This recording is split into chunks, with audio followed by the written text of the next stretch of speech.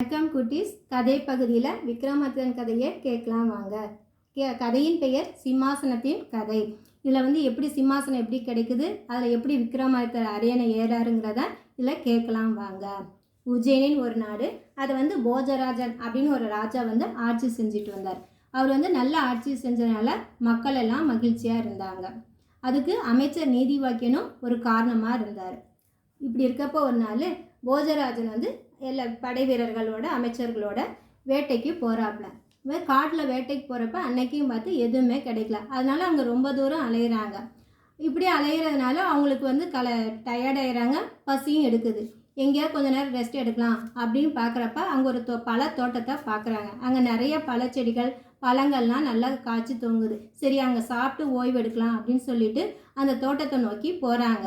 அந்த தோட்டத்தின் உரிமையாளர் பேர் சரவணம் பட்டர். அவர் அங்கே பரண் அமைச்சு அது மேலே உட்காந்துருந்தார். அவர் இவங்களெல்லாம் பார்த்தோன்னா மன்னர் இருக்காருன்னொன்னே அவங்கள வரவேற்று நீங்கள் இங்கே ஓய்வெடுங்க, பழங்கள்லாம் சாப்பிடுங்க அப்படின்னு உபசரிக்கிறார். சரின்னு சொல்லிட்டு எல்லாரும் அங்கே போகிறாங்க, சாப்பிட்றாங்க, எல்லாம் ஓய்வெடுக்கிறாங்க. இந்த மாதிரி இருக்கிறப்ப அவர் பரண் மேலே கீழே இறங்கி வந்தார் சரவணம் பட்டர். வந்தோன்னே என்ன சொல்கிறாரு, இவ்வளோ பழங்கள் சாப்பிட்டீங்க, இவ்வளோ பேர் பழத்தை வீண் பண்ணிட்டீங்க, அந்த காவலாளி வாட்ச்மேன் ஒன்றும் செய்யலையா, அவனை வேலை விட்டு தூக்குறேன் இப்படின்னு மாறுபட்டு பேசுகிறார். உடனே அரசர்கள் என்ன நினைக்கிறாங்க, இவர் தானே நம்மளை வரவேற்று சாப்பிட சொன்னார், இப்போ இப்படி சொல்கிறாருன்னொன்னே சரி நம்ம கிளம்பலாம் அப்படின்னு சொல்லி எல்லாரும் கிளம்புறாங்க. இவர் திருப்பி பரண் மேலே ஏறி உக்காரு சரவணன் பட்டர். அப்போ பரண் மேலே ஏறினோன்னே திருப்பி என்ன சொல்கிறாங்க, நீங்கள் இப்படி புறப்படுறீங்க, இன்னும் கொஞ்சம் நேரம் ரெஸ்ட் எடுக்கலாம், இன்னும் பழங்கள் சாப்பிடுங்க அப்படின்னு சொல்கிறாரு. ராஜாவுக்கு ஆச்சரியமாக இருக்குது. இவர் கீழே இருக்கிறப்போ ஒரு மாதிரியும் மேலே பரண் மேலே இருக்கிறப்பையும் ஒரு மாதிரி பேசுகிறாரு, இதில் ஏதோ மர்மம் இருக்குது அப்படின்னு நினைக்கிறார். அவர் ராஜா அந்த தோட்டத்தை விலைக்கு வாங்க ஆசைப்படுறாரு. உடனே சரவணன் பட்டனும் மகிழ்ச்சியாக அந்த தோட்டத்தை ராஜாவுக்கு வித்துடுறாங்க. இதில் உடனே ராஜா என்ன செய்கிறாரு, அந்த பரண் கீழே ஒரு பெரிய குழியை நோண்ட சொல்கிறாரு, அதில் ஏதாவது மர்மம் இருக்கும் அப்படின்னு. அதே மாதிரி ஒரு சிம்மாசனம் கிடைக்கிது. அந்த சிம்மாசனம் பயங்கர கிராண்டாக பிரம்மாண்டமாக இருக்குது. அது 32 படிகள் இருக்குது. அதில் அந்த ஒவ்வொரு படிக்கட்டுலேயும் பதுமைனா சிலை, ஒரு பெண் சிலை இருக்குது. இது மாதிரி அழகாக இருக்கும், ஏதோ ஒரு ஆச்சரியம் இருக்குன்னு தான் எதிர்பார்த்தாரு. அதே மாதிரி இந்த குழி தோன்றப்ப ஒரு நல்ல பிரம்மாண்டமான சிம்மாசனம் கிடைக்கிது. இதை அவங்க நாட்டுக்கு எடுத்துகிட்டு போகணுன்னு ராஜா ஆசைப்படுறாரு. அதில் உட்காந்து ஆட்சி செய்யணும் அப்படின்னு ஆசைப்பட்டு அந்த சிம்மாசனத்தை நாட்டுக்கு எடுத்துகிட்டு போகிறார். அங்கே எடுத்துகிட்டு போனான்னா ராஜா ஜோசியர்கிட்ட சொல்லி நல்ல நாள் குறிங்க, அதில் உட்காந்து அப்போ தான் ஆட்சி புரியலாம் அப்படின்னு சொல்லனா அவங்களும் ஒரு நாள் குறித்து கொடுக்குறாரு. அந்த நாள் வரப்போ இவரும் இறைவனை வேண்டிட்டு வராரு. சிம்மாசனத்தில் இதுக்குன்னே ஒரு தனி மண்டபம் கூட கட்டிட்டார் ராஜா. இந்த விழாவை பார்க்க பக்கத்து நாட்டிலேருந்து கூட நிறைய ராஜாக்கள் வந்தாங்க. இவரும் இறைவனெல்லாம் வேண்டிட்டு அந்த சிம்மாசனத்தில் உட்காரத்துக்கு போகிறாரு. அது 32 படிகள் இருக்குது. அந்த ஒவ்வொரு படிக்கட்டுலேயும் பதுமைகள் இருக்குது. இவர் படிக்கட்டு ஏற போகிறப்ப ஒரு பதுமை சிரிக்குது. இவருக்கு ஒன்றும் புரியல, இது நம்ம பார்க்குறது நிஜமாக கனவான்னு தெரியல. இந்த பதுமை கை கொட்டி சிரிக்குது. அப்போ இவர் போஜராஜன் கேட்குறாரு, ஏன் சிரிக்கிறீங்க அப்படின்னு கேட்குறாரு. அப்போ மொதல் படிக்கட்டில் இருக்க மனோரஞ்சித பதுமை பேசுது, ராஜா ஒரு தகுதி வேணும், இந்த சிம்மாசனத்தில் யார் ஆட்சி செஞ்சாங்க தெரியுமா, விக்ரமாதித்தர். அவர் பெரிய மன்னர், அவருடைய கம்பீரம் என்ன, வள்ளல் குணம் என்ன, விவேகம் என்ன, ஒரு நல்ல ஆட்சி செஞ்சார், மக்கள் எல்லாம் போட்டினாங்க, அதெல்லாம் உனக்கு தெரியுமா அப்படின்னு கேட்குது. உடனே போஜராஜன் சொல்கிறாரு, என்னை பற்றி உனக்கு தெரியுமா, நானும் நல்ல ஆட்சி செய்கிறேன், என்னையும் மக்கள் பாராட்டுறாங்க, என்னுடைய நீதியும் நேர்மையும் எல்லாரும் மற்ற ராஜாக்கள் கூட தெரியும், அவங்களும் என்னை பாராட்டுறாங்க அப்படின்னு சொன்னோன்னே அந்த பதுமை சொல்லுது, எங்கள் ராஜா இது மாதிரிலாம் தற்பெருமை பேச மாட்டாங்க, நீ உன் பேச்சிலேயே தெரியுது நீ தற்பெருமை பேசுகிற, எங்கள் ராஜாவுடைய புகழ் பேசாதவங்களே கிடையாது, அவரு நல்லவர் அப்படின்னு சொல்கிறாங்க. இந்த மாதிரி அவர்கிட்ட உள்ள ஒரு குணங்களில் ஒரு பங்காவது உனக்கு இருந்தால் தான் இந்த சிம்மாசனத்தில் நீ உட்கார முடியும், இல்லைன்னா தொல்லை தான் உனக்கு வரும் அப்படின்னு சொல்கிறாரு. உடனே போஜராஜன் சொல்கிறாரு, நீங்கள் உங்கள் ராஜாவை விக்ரமாதித்தரை புகழ்ந்து பேசுகிறது எனக்கு ஹாப்பியாக தான் இருக்குது, எனக்கு அவரை பற்றி தெரிஞ்சுக்கணுன்னு ஆசைப்பட்றேன் அப்படின்னு போஜராஜன் கேட்குறான். உடனே அந்த பதுமை நாங்கள் இந்த சிம்மாசனத்தில் வந்து 32 பதுமைகள் இருக்கும் இல்லையா, 32 பேரும் ஒவ்வொரு நாளைக்கும் ஒவ்வொருத்தராக வரிசையாக வந்து அவரை வரலாற்றை நாங்கள் சொல்லுவோம். நீ கேளுங்க. அப்புறம் வந்து இந்த படிக்கட்டில் ஏறப்ப அவர்கிட்ட இருக்க ஒரு குணமாவது கொஞ்சமாவது உனக்கு இருக்குது அப்படின்னு நீ நம்பினாதான் ஏற முடியும், இல்லைன்னா உனக்கு தொல்லை வரும் அப்படின்னு சொல்கிறாங்க. உடனே இந்த எச்சரிக்கையும் போஜராஜன் வந்து கவனமாக கேட்டு, சரி நான் அது மாதிரி நடந்துக்கிறேன், நீங்கள் வந்து விக்ரமாதித்தன் வரலாறை எனக்கு சொல்லுங்க அப்படின்னு சொன்னான்னா முதப்படியில் இருக்க அந்த மனோரஞ்சித பதுமை வந்து சொல்ல ஆரம்பிக்குது. நந்தியாபுரம் என்ற ஊரில் வந்து சந்திரவர்ணன் அப்படின்னு ஒரு பிராமணன் வாழ்ந்து வந்தார். அவர் வந்து பல கலைகள் வந்து கற்றுக்கிட்டாரு. இருந்தாலும் வித்தைகள் கற்றுக்கணும் அப்படின்னு ஆசை. அதனால் அவர் வந்து துறவு வந்து பூண்டு குருவை தேடாரு. அவர்கிட்ட வந்து வித்தெல்லாம் கற்றுக்கலாம் அப்படின்னு சொல்லிட்டு. அவர் எதிர்பார்த்த மாதிரி குரு கிடைக்காதனால ரொம்ப வருத்தமாயிட்டார். இப்படியே குருவை தேடி போயிட்டே இருக்கப்போ ஒரு டயர்ட் ஆகிட்டார். அதனால் ஒரு அரச மரத்து அடியில் வந்து தூங்கிடுறாரு. இந்த மரத்துக்கு மேலே பிரம்மராட்சதன் அப்படின்னு ஒருத்தர் வந்து தவம் செஞ்சிட்ருக்கார். அவர் வந்து மரத்துக்கு கீழே ஒருத்தர் தூங்கிட்டு இருக்கிறத பார்த்துட்டு கீழே வந்து இந்த சந்திரவர்ணனை எழுப்புறாரு. நீ யாருப்பா, எந்த ஊர், நீயே இங்கே படுத்துட்ருக்க அப்படின்னு கேட்குறாரு. இந்த மாதிரி அவர் விசாரித்ததும் சந்திரவர்ணன் எழுந்து அவரை வணங்குறார். வணங்கிட்டு இந்த மாதிரி நான் வந்து எனக்கு கலைகள் தெரியும், எனக்கு வித்தைகள் கற்றுக்கணும் அப்படின்னு கேட்குறாரு. அப்போ அது பிரம்மராட்சர் என்ன சொல்கிறாரு, நான் சொல்கிற மாதிரி நடந்துக்கிட்டா உனக்கு நான் வித்தையெல்லாம் கற்றுத்தரேன் அப்படின்னு சொன்னோன்னே சரி அப்படின்னு சொல்லிவிட்டு அவர் சொல்கிற கண்டிஷனுக்கெலாம் ஒத்துக்கிட்டு நான் சரி அப்படின்னோடனே இவரும் நான் கற்றுத்தரேன் அப்படின்னு சொல்கிறாரு.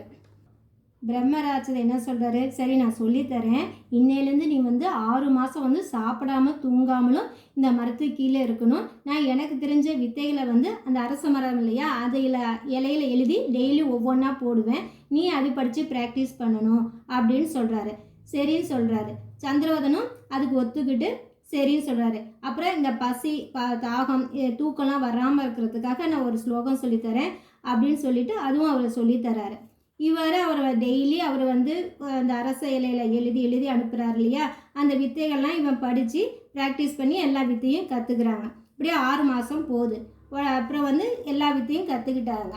இப்போ பிரம்மராட்சர் வந்து அவர் தவம் செஞ்ச பலனாக மேலுள்ள தேவலோகத்துலேருந்து ஒரு வாகனத்தை வர சொல்லி அதில் ஏறி புறப்பட போகலாங்கிறப்ப சந்திரவர்ணன் வந்து கேட்குறார், குருவே நான் உங்களை ஆசைனால நான் எல்லாம் கற்றுக்கிட்டேன், அடுத்து நான் என்ன செய்யணும் அப்படின்னு கேட்குறப்ப அவர் சொல்கிறார், நீ வந்து எல்லாமே நான் சொன்னதுக்கு கட்டுப்பட்டு எல்லா வித்தையும் கற்றுக்கிட்ட, நீ ஊருக்கு போகலாம், நீ ஊருக்கு போய் உனக்கு பிடிச்ச பெண்ணை வந்து நீ திருமணம் செஞ்சுக்கலாம் அப்படின்னு வாழ்த்திட்டு நல்லா வாழ்வ அப்படின்னு வாழ்த்திட்டு அவர் தேவலோகம் கிளம்பிடுறாரு. இந்த சந்திரவர்ணன் வந்து அந்த வித்தைகளை எழுதின அரச இலைகளெல்லாம் எடுத்துட்டு அவர் ஊரான நந்தியாபுரத்துக்கு கிளம்பி போகிறாப்புல. போகிற வழியில் கன்னியாபுரி அப்படின்னு ஒரு ஊர் வருது. அங்கே வரப்போ இவருக்கு வந்து ரொம்ப களைப்பு. ஏன்னா இவர் 6 மாதம் தூங்கலை, சாப்பிடல, அதனால் ரொம்ப டயர்டாக இருக்கார். அப்போ வந்து ஒரு வீட்டு திண்ணையில் வந்து சரி கொஞ்ச நேரம் ரெஸ்ட் எடுக்கலாம் அப்படின்னு சொன்னவர் அப்படியே அவளை அறியாமல் தூங்கிறாரு. அப்படி தூங்கிட்டு இருக்கப்ப அந்த வீட்டினுடைய ஓனரான தாசி அலங்காரவல்லி வந்து கோயிலுக்கு போயிட்டு திரும்பி வராங்க. அவங்க வந்து நம்ம வீட்டு திண்ணலை யாரோ தூங்கிட்டு இருக்காங்களே அப்படின்னு பார்க்குறாங்க. அவங்கள எழுப்புனாலும் அவன் ரொம்ப டயர்டு. ஏன்னா 6 மாதம் தூங்கலை இல்லையா, ரொம்ப டயர்டாக இருக்கனால அவனால் எழுந்திரிக்க முடியல. இவங்க பயமாயிடுச்சு, என்னமோ எழுந்திரிக்கலையே அப்படின்னு சொல்லி வைத்தியரை வந்து பார்க்க சொல்கிறாங்க. வைத்தியரும் வராரு. வைத்தியரும் பார்த்துட்டு இவர் ரொம்ப நாள் தூங்கலை, அதனால தான் இப்படி களைப்பாக இருக்கான் அப்படின்னு சொல்லி மருந்துலாம் கொடுக்குறாங்க. இந்த அலங்காரவல்லி தாசி பெண்ணும் அவளை கவனிச்சிக்கிறாப்புல, நல்லா உணவு கொடுத்து வேலைக்கு மருந்து கொடுத்து நல்லா கவனிச்சிக்கிறாங்க. 8ஆவது நாள் வந்து அவன் டயர்டெல்லாம் போய் எழுந்து உக்காரான். அவனுடைய சுயநினைவு வருது. வந்தோடனே அவன் அந்த இலையெல்லாம் இருக்கு இல்லையா, வித்தை எழுதின இலை, அதெல்லாம் எடுத்துக்கிட்டு கிளம்ப போகிறப்ப அலங்காரவல்லி தடுக்கிறான். நான் உனக்கு எல்லாம் சிகிச்சை செஞ்சேன், ஹெல்ப் பண்ணேன், நீ என்கிட்ட சொல்லாமல் கூட கிளம்புறீங்க அப்படிங்கிற சொல்கிறப்ப அவ்வளோதானே, சரி நான் கிளம்புறேன் அப்படின்னு சொல்லிட்டு போகிறாப்புல. இல்லை நான் வந்து உங்களை திருமணம் செய்துக்க தான் ஆசைப்பட்டு தான் உங்களுக்கு எல்லா ஹெல்ப்பும் பணிவிடையும் செஞ்சேன் அப்படின்னு சொல்கிறாப்புல. அந்த சந்திரவதன் வந்து நான் எப்படி உன்னை வந்து கல்யாணம் பண்ணிக்க முடியும், நான் வந்து ஒரு பிராமணன் அப்படின்னு சொல்கிறப்ப உடனே இந்த தாசி அலங்காரவல்லி வந்து ராஜாட்ட கூட்டிகிட்டு போகிறாப்புல. இந்த மாதிரி இந்த வழக்கை விசாரிங்க நான் அப்படின்னோடனே ராஜாவுக்கும் என்ன செய்யறதுன்னு தெரியல, குருகிட்ட கேட்குறாங்க. அப்போ அந்த குரு என்ன சொல்கிறாருன்னா, இவர் பிராமண குலத்தில் பிறந்ததுனால வேற வகுப்பு இல்லையா, வேற தாசி குலம், அதனால அந்த மாதிரி பெண்ணை கல்யாணம் பண்ணிக்கணும்னா இவர் 4 வகுப்பு உள்ள, அதாவது பிராமணர்கள், சத்திரியர், வைசிரியர், சூத்திரர்கள், அப்போ வந்து இந்த மாதிரி 4ஆக பிரிச்சிருந்தாங்க சமூகத்தை. அந்த 4 வகுப்புல இருந்து ஒவ்வொரு பெண்ணை இவர் கல்யாணம் பண்ணிக்கணும். இல்லை பிராமண பெண்ணே கல்யாணம் பண்ணால் ஒரு பெண் போதும், வேற இது மாற்றி பண்ணுறப்ப இந்த 4 இதில் உள்ள ஒவ்வொரு பெண்ணையும் இவர் கல்யாணம் பண்ணிக்கணும் அப்படின்னு சொல்கிறார். ராஜாவும் இதை வந்து சொல்கிறாங்க. குரு சொல்கிறத கேட்டோன்னே ராஜாவும் சரி, ராஜா வந்து என்னுடைய பெண்களையும் என்னுடைய அலுவலகத்தில் உள்ள சோமநாதன் ரெட்டி அவங்களுடைய பொண்ணையும் தாசி அலங்காரவல்லியும் மொத்தம் 4 பெண்ணாச்சு, இவங்க 4 பேரையுமே கல்யாணம் செஞ்சு வச்சலாம் அப்படின்னு சொல்கிறாங்க. இதுவே சரி, அந்த சோமநாதன் செட்டியும் அந்த பொண்ணை சந்திரவர்ணனுக்கு கொடுக்க சரின்னு சொல்லிடுறாரு.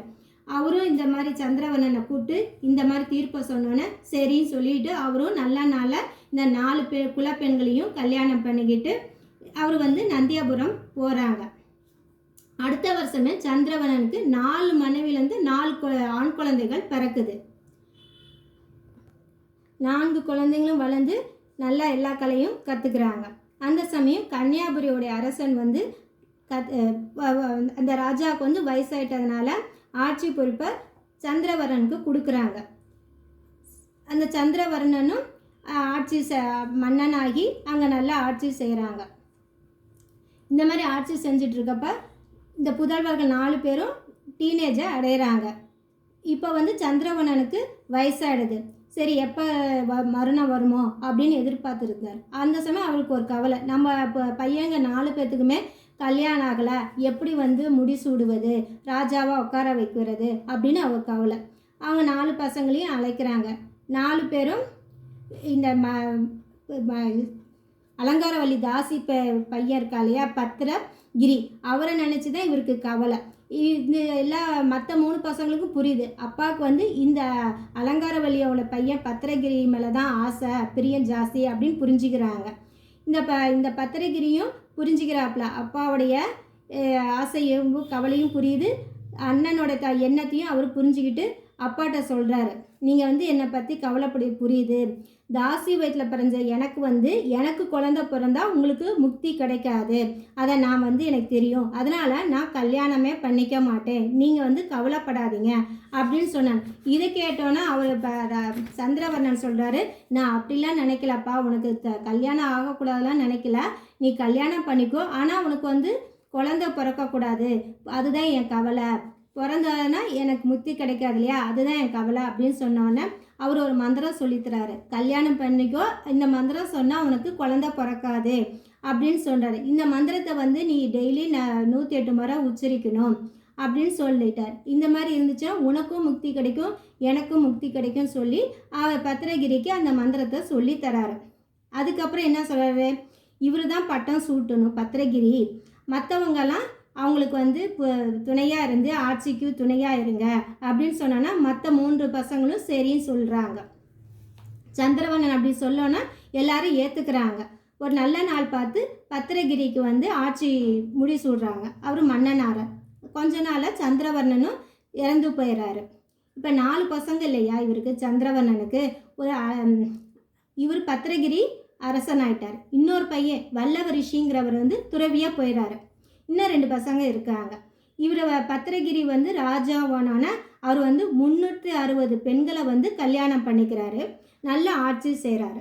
இந்த சமயத்தில் வந்து சாந்த யோகின் அப்படி ஒரு முனிவர் வர்றார். அவர் வந்து அவருடைய தவ வலிமையால் தேவலோக இந்திரன் இருக்கார் இல்லையா, இந்திரன் தோட்டத்தில் வந்து ஒரு காய்ச்சின ஒரு மாதுளை பழத்தை தவ வலிமையால் எடுத்துகிட்டு வர்றாரு. இதை வந்து பத்திரகிரிகிட்ட கொடுத்து, இந்த பழத்தை நீ வந்து சாப்பிட்டீங்கன்னா 16 வயதாக நல்ல இளமையாக வாழலாம், உனக்காக நான் இது கொண்டு வந்தேன், நீ சாப்பிடுன்னு அப்படின்னு கொடுக்குறாரு. உடனே பத்திரகிரி என்ன சொல்கிறார், ஹாப்பி ஆகிட்டார். இந்த பழத்தை வந்து அவருக்கு எத்தனை மனைவிகள், 360. ஆனால் இவர் மனைவியான மோகனாங்கி கிட்ட தான் இது கொடுக்குறாரு. ஏன்னா அவர் மேலே இவர் பிரியம் ஜாஸ்தி. அதனால் அந்த மோகனாங்கி கொடுத்து நீ எனக்கு இந்த வந்து ஒரு முனிவர் கொடுத்தாரு, இந்த பழத்தை வந்து நீ சாப்பிடு அப்படின்னு சொல்லிட்டு அவங்க ஒய்ஃப்கிட்ட கொடுக்குறாங்க. மோகனாங்கியும் பழத்தை வாங்கிட்டு இது தெய்வீக பழமாக இருக்குது, இது ஒரு நல்ல நாள் பார்த்து சாப்பிட்றேன் அப்படின்னு சொன்னோன்னே இவர் பத்திரகிரியும் மகிழ்ச்சி அடைகிறாரு. அடுத்த நாள் வந்து பத்திரகிரி வந்து ஒரு அரண்மனையில் வந்து உப்பிரிகளை உள்ளாவிட்டு நடந்துட்டுருக்கார். அப்போ வந்து தெருவில் வந்து ஒரு கூலிக்காரி கூடையை வச்சு ஒரு கூடையை தலையில் வச்சுட்டு போயிட்டுருக்கா. அந்த கூடையில் வந்து ஒரு அழகான மாதுளை பழம் இருக்குது. உடனே இவர் வந்து அந்த கூலிக்காரியை கூட்டிகிட்டு வர சொல்கிறாரு. கூலிக்காரி வந்தோடனே இந்த மாதுளம்பழம் உனக்கு எப்படி கிடைச்சது அப்படின்னு அவர் கேட்டார். உடனே அவள் சொல்கிற நான் ஒரு தாசியோடைய பணிப்பெண்ணு அப்படின்னு சொல்லிட்டு மன்னன் வந்து ஆசையாக அந்த தாசிட்ட கொடுத்துருக்காரு. அந்த ராணி வந்து அந்த பெண்ணு என்ன சொல்லியிருக்கா, அவளுக்கு குதிரைக்காரன் மேலே ஆசை, அதனால் குதிரைக்காரனுக்கு அந்த பழத்தை கொடுத்துருக்கா. குதிரைக்காரனுக்கு இந்த கூலிக்காரி மேலே ஆசைனால அந்த பழத்தை கூலிக்காரிக்கு கொடுத்துருக்கா. இந்த கூலிக்காரிக்கு வந்து இன்னொருத்த மேலே ஆசைனால அது கொடுக்க கொண்டு போயிட்டுருக்கேன் அப்படின்னு சொல்கிறார். உடனே சந்தேகம் வந்து மோகனாங்கியை கூப்பிட்றாங்க. மோகனாங்கியை கூப்பிட்டு பத்திரிகை என்ன சொல்கிறாரு, நீ வந்து நான் கொடுத்த மாதுளம்பழத்தை கொண்டு வா அப்படின்னு சொல்கிறாரு. உடனே அவள் தயங்குறா.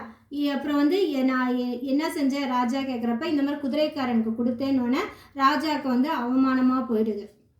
இந்த மாதிரி ஒரு பிரியமான வைஃப் வந்து இந்த மாதிரி செஞ்சவனும் அவருக்கு வந்து இல்வாழ்க்கையே விருப்பம் இல்லாமல் துறவு வாழ்க்கையே முனிவராக போயிடுறாரு. அதுக்கு முன்னாடி வந்து அவங்க மொத்தம் 4 பசங்க இல்லையா சந்திரவர்ணனுக்கு. பத்திரகிரி தான் இப்போ ராஜாவாக இருக்கார். வல்வரிஷிங்கிறவர் வந்து துறவியாக போயிட்டார். இப்போ மீதி 2 பிரதர்ஸ் இருக்காங்க, அவங்கள கூப்பிட்றாரு. அதில் ஒருத்தன் தான் விக்ரமாதித்தன். விக்ரமாதித்தனுக்கு வந்து முடி சூடிட்டு இன்னொரு பிரதர் வந்து பட்டியை வந்து அமைச்சராக இருங்க அப்படின்னு சொல்லிட்டு அவர் வந்து துறவரம் போயிடுறாரு. இப்போ வந்து ராஜாவாக ஆனது வந்து விக்ரமாதித்தன். அவருக்கு என்ன ஆசை அப்படின்னா எல்லாரும் நம்ம உலகமே போற்றி புகழ மாதிரி நல்லா ஆட்சி பண்ணணும் அப்படின்னு சொல்கிற ஆசை. உடனே அதை வந்து அமைச்சர் பட்டியாக இருக்கிறல அவர் பிரதரை அவர்கிட்ட கூப்பிட்டு சொல்கிறார், நம்ம வந்து இந்த கன்னியாகுமரியை மட்டும் ஆட்சி பண்ணால் நம்மளுக்கு வந்து பேரோ புகழாக கிடைக்காது, அதனால ஒரு புதிய நகரத்தை வந்து நம்ம வந்து உருவாக்கணும் அப்படின்னு தம்பியான பட்டி அமைச்சர்கிட்ட கேட்குறாரு. உடனே அவரும் ஒரு நகரம் நிர்மாணிக்கணும்னா நல்ல இடம் வேணும் இல்லையா, அதை கண்டுபிடிக்க போகிறாங்க. அவர் போகிறப்ப கொஞ்ச நாள் இப்படி தேடுறப்ப குணவதின்னு ஆறு, அந்த ஆறுகிட்ட வந்து வசைகிரி அப்படின்னு ஒரு மலைச்சாரல்ல ஒரு நகரம் பார்க்குறான். அங்கே வந்து மனிதர்களே இல்லை. அங்கே ஒரு காளி கோயிலும் ஒரு குளமும் இருக்குது. அங்கே இதுக்கு வந்து அங்கே கல்வெட்டு மாதிரி அங்கே ஒரு இடத்துல ஒன்று எழுதியிருக்காங்க. அது என்னன்னு பார்க்குறப்ப அந்த குளக்கரையில் வந்து 7 உரி இருக்கு. அந்த 7 உரியையும் ஒரே சமயத்தில் வெட்டணும். அப்புறம் குளத்தில் மையத்தில் வந்து நடுவில் வந்து ஒரு வேல் இருக்கும். அந்த வேலோடைய முனையில் வந்து அந்த நம்ம தலைகளாக குதிக்கிறப்ப தலை வந்து அந்த வேலில் மோதுனா காளி தேவி வந்து நேராக வந்து நம்மளுக்கு அருள் பாலிப்பா. அப்புறம் வந்து 56 நாடுகள் ஆட்சி பொறுப்பையும் கொடுப்பா அப்படின்னு அந்த கல்வெட்டு மாதிரி சாசனத்தில் எழுதியிருந்தது. இதை வந்து பட்டி அமைச்சர் வந்து படிச்சுட்டு போய் அதை வந்து விக்ரமாதித்த சொல்கிறாரு. விக்ரமாதித்தரும் அப்புறம் சரி அப்படின்னு சொல்லிட்டு அந்த இடத்துக்கு குளத்துக்கு வராரு. குளிச்சுட்டு காளி தேவியை வணங்கிட்டு அந்த சாசனத்தில் உன்னபடி செய்யலாம் அப்படின்னு சொல்லிட்டு அங்கே பக்கத்தில் ஆலமரத்தில் ஏறி அங்கே 7 உரி கட்டியிருக்காங்களா, அதை 7மே ஒரே இதில் கத்தியில் வாலில் எடுத்து வீழ்த்தி வெட்டிடுறாரு. அதுக்கப்புறம் என்ன செய்கிறாரு, அந்த வேல் இருக்கு இல்லையா, அந்த வேல் முன்னியில் வந்து தலைப்படுற மாதிரி படணும். அப்போ இவர் விக்ரமாதித்தர் வந்து அந்த வேலிட்ட தலைகளாக குதிக்க போகிறார். குதித்து அந்த வேலிட்ட வந்து தலை மோதுற சமயத்தில் வந்து காளி தேவியே வந்து அவரை தாங்கிடுறாங்க. அந்த வேலில் தலைப்படுறப்ப காளி தேவியை காட்சியளித்து அவரை காளி தேவி வந்து விக்ரமாதித்தனை அப்படியே தூக்கிட்டு கோயிலுக்கு போகிறாங்க. போயிட்டு அங்கே பட்டி அமைச்சர் வந்து காளி தேவிட்ட கேட்குறாங்க, என் சகோதரன் பிரதருக்கு வந்து நல்லா அருள் புரிங்க அப்படின்னு வேண்டுறப்ப காளி தேவி சொல்கிறப்ப வாழ்த்திட்டு நீங்கள் வந்து உங்கள் நாட்டுக்கு போங்க, உங்கள் கஜானாவில் பாருங்கள் ரொம்ப தங்கம் இருக்கும், அதை வச்சு நீங்கள் வந்து உஜ்ஜயினி மாகாளிபுரம் அப்படிங்கிற ஒரு நகரத்தை நிர்மாணிங்க, நல்லா ஆட்சி செய்யுங்க, உங்களுக்கு வந்து 56 நாடுகள் ஆட்சி செய்வீங்க அப்படின்னு சொல்லி மறைஞ்சிட்றார். விக்ரமாதித்தனும் அமைச்சர் பட்டியும் வந்து கன்னியாகுமரிக்கு திரும்புகிறாங்க. அங்கே வந்து கஜானாவில் பார்த்திங்கன்னா ரொம்ப செல்வம் இப்போ தங்கம்லாம் இருக்குது. அதை வச்சு அவங்க புதிய நகரமாக உஜ்ஜயினி மாகாளிபுரத்தை அமைக்கிறாங்க. அதை தலைநகரமாக வச்சு நல்லா ஆட்சி செய்கிறாங்க. காளி தேவி இப்போ கொடுத்த அந்த 56 நாட்டில் உள்ள அரசர்களும் விக்ரமாதித்தனுக்கு அடிபணிந்து கப்பம் கட்டுறாங்க. விக்ரமாதித்தரும் நல்லா ஆட்சி செய்கிறாங்க. குட்டீஸ், கதை பிடிச்சிருக்குன்னு நினைக்கிறேன். அடுத்த வீடியோவில் சந்திக்கலாம்.